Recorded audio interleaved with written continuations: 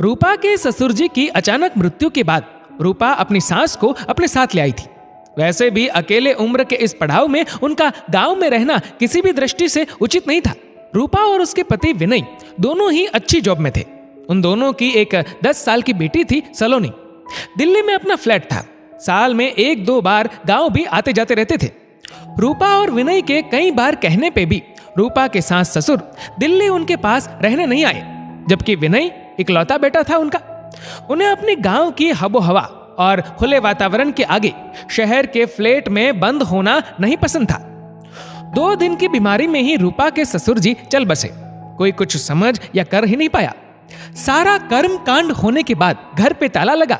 विनय अपनी मां राधा को लेकर दिल्ली आ गया।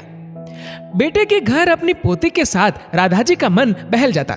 समय निकल रहा था। एक दिन सबकी छुट्टी थी तो विनय ने बाहर खाना खाने का प्लान बना दिया। सब तैयार हो निकले रेस्टोरेंट के लिए।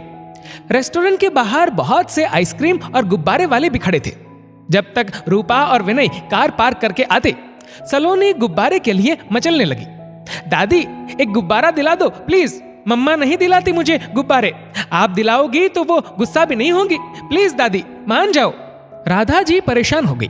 पैसे तो थे ही नहीं उनके पास जो वो अपनी पोती की इस छोटी सी ख्वाहिश पूरी कर पाती। जब तक पति थे उनसे पैसे ले लेती थी खर्चों के लिए, लेकिन यहाँ दिल्ली आने के बाद सारे खर्च रूपा या विनय करते थे। पति साधारण किसान थे तो कोई पेंशन भी नहीं थी। राधा जी की आंखों में आंसू झलक उठे। आज पति के जाने के बाद पहली बार खुद को इतना लाचार महसूस कर रही थी। बेटे बहू से कुछ मांगने में उन्हें शर्म आती और जरूरत की सारी चीजें वे लाते ही थे। किसी बात की कोई कमी ना होने देते दोनों, लेकिन हाथ खाली थे उनके। इतने पैसे भी नहीं थे कि अपनी खुशी से अपनी पोती को कुछ दिला सकती थी। बहुत शर्म भी आ रही थी। बच्ची ने एक गुब्बारा मांगा, वो भी ना दे पाई। क्या सोचेंगी, कैसी दादी है मेरी। तब तक रूपा और विनय भी आ गए। सलोनी अपने पापा को देख उनसे गुब्बारे दिलाने की जिद करने लगी। सलोनी को गुब्बारे दिला सबने खाना खाया। रूपा को राधा जी थोड़ी उदास सी लग रही थी। माँ उदास सी क्यों लग रही है, शायद बाबूजी की याद आ गई होगी। ये सोच रूपा ने उस वक्त कुछ पूछना उचित ना समझ चुप रह गई। घर लौटते लेट हो गया। चलो सलोनी, जल्दी से कपड़े बदल, सोने चलो। आज तुम्हारा बैग मैं सेट कर देती हूँ, नहीं तो कल नींद नहीं खुलेगी। इतना कह रूपा ने सलोनी को उसके रूम में भेज दिया और खुद जल्दी से कपड़े बदल सलोनी का बैग सेट करने लगी। मम्मा, एक बात पूछूं? हाँ पूछो बेटा, लेकिन जल्दी से पूछ कर सोने चलो। दादी बहुत कंजूस है, एक गुब्बारा नहीं दिलाया मुझे, उल्टा गुब्बारा नहीं दिलाना पड़े इसलिए रोनी सी सूरत बना ली। मेरी तो नानी कूल है, जो बोलो वो झट से दिला देती है और कितने गिफ्ट्स भी देती है। दादी तो कुछ भी नहीं देती। 10 साल की बच्ची के मुंह से ये सुन रूपा को बहुत गुस्सा आया।